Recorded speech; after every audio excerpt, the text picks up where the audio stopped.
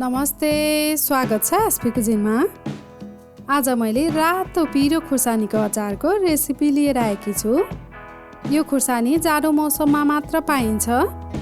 यो प्राय अचार, सस बनाउनको लागि युज गरिन्छ। यो खुर्सानी सबै ठाउँमा पाइँदैन, त्यसैले यसलाई स्पेशल खुर्सानीको अचार भन्दा पनि हुन्छ।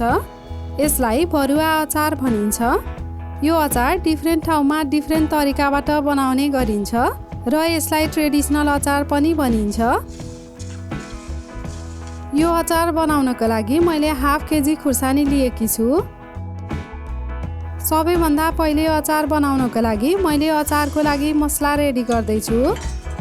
यसको लागि एउटा प्यानमा पहेँलो तोरी, धनियाँ, मेथी, कालो तोरी, जिरा र स्वाफ अनि थोरै मरिच राख्नुहोस् र यसलाई एकछिन रोस्ट गर्नुहोस्, तर यसलाई कालो चाहिँ नबनाउनुहोला।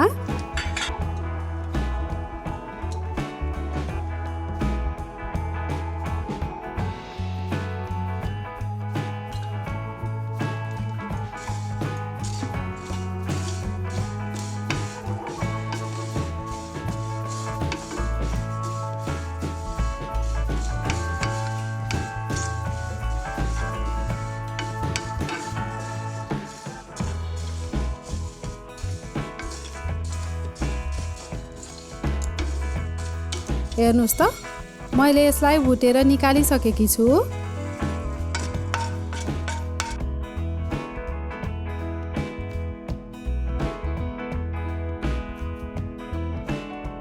अब खुर्सानीको फेद काटेर फाल्नुहोस् र मैले देखाए जस्तै खुर्सानीमा चिरा लगाउनुहोस्।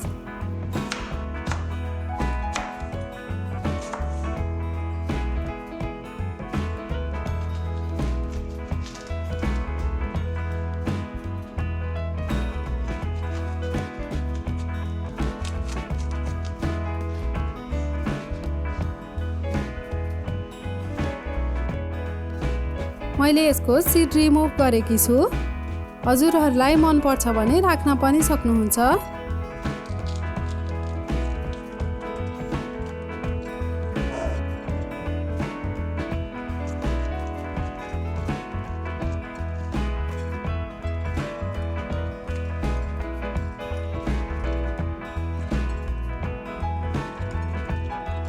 हेर्नुस् त, मैले सबै खुर्सानीमा चिरा लगाएर राखिसकेकी छु। अब मैले अघि तयार पारेको मसलालाई मिक्सरमा राखेर पिस्दैछु।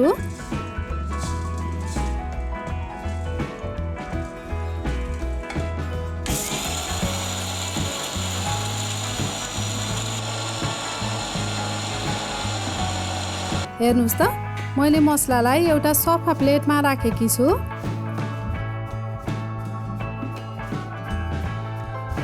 अब एउटा प्यानमा आवश्यकता अनुसार तेल तताउन बसाल्नुहोस्। तेललाई हल्का मात्र तताउनुहोला। अब यसलाई अघि पिसेको मसलामा राखिदिनुहोस्।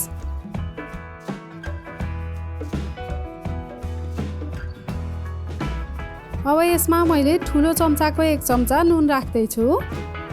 हजुरहरूले आवश्यकता अनुसार राख्न सक्नुहुन्छ। अब मैले तेललाई मसलामा राम्रोसँग मिक्स गर्दैछु। हेर्नुस् त, यतिको पेस्ट हुनुपर्छ।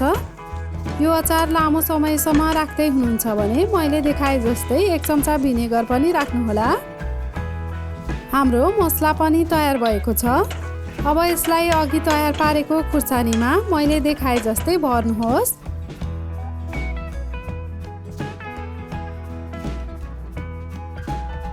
एक एक गरी सबैलाई यसरी नै भर्नुहोस्।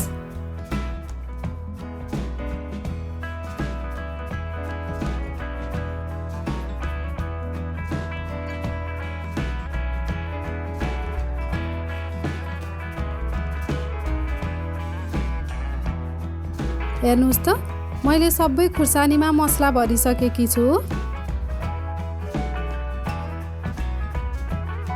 अब एउटा सिसाको सफा भाँडा लिनुहोस् र खुर्सानीलाई एक एक गरी भर्दै जानुहोस्।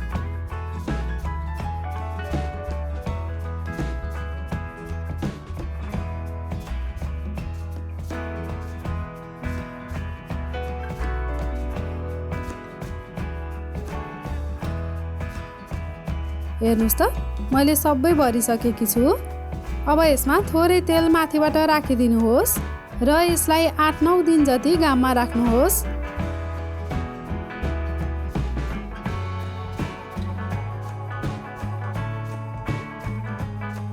यति गरिसकेपछि हाम्रो अमिलो पिरो खुर्सानीको भरुवा अचार खानको लागि तयार हुन्छ। हजुरहरूले यसलाई पराठा, रोटी, खाना जेसँग पनि सर्भ गर्न सक्नुहुन्छ। तपाईहरू पनि यो खुर्सानीको अचार बनाएर अवश्य खानुहोला। कस्तो लाग्यो भिडियोमा कमेन्ट चाहिँ छोड्न नबिर्सिनुहोला। तपाईलाई भिडियो मन परेमा भिडियोलाई लाइक र नयाँ रेसिपीको लागि च्यानललाई सब्स्क्राइब पनि गरिदिनुहोला। सब्स्क्राइब गर्नको लागि सब्स्क्राइब बटनमा क्लिक गरी नजिकै रहेको बेल आइकनमा क्लिक गर्नुहोला। धन्यवाद।